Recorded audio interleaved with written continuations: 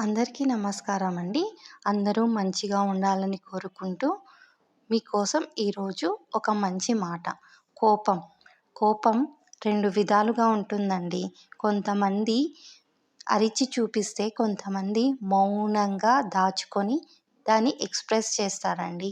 కానీ అరిచేవారి కోపం, మౌనంగా ఉన్నవారి కోపం ఎప్పటికీ ఒకటి కావు.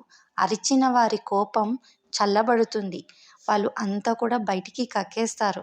కానీ మౌనంగా ఉన్నవారి కోపం తగలబట్టేస్తుంది. ఎలాగా అంటే వాళ్ళు అది లోపలనే దాచుకొని వేరే వాటి మీద వాళ్ళు చూపిస్తారు. మరి మీరేమంటారు? కామెంట్ చేయండి. మరియు ప్రతిరోజు మీకు ఇలాగ మంచి మాటల కోసం మన ఛానల్ని సబ్స్క్రైబ్ చేయండి. ఈ మాట కనుక నచ్చితే ఖచ్చితంగా లైక్ చేయండి. సపోర్ట్ చేయండి. Thank you.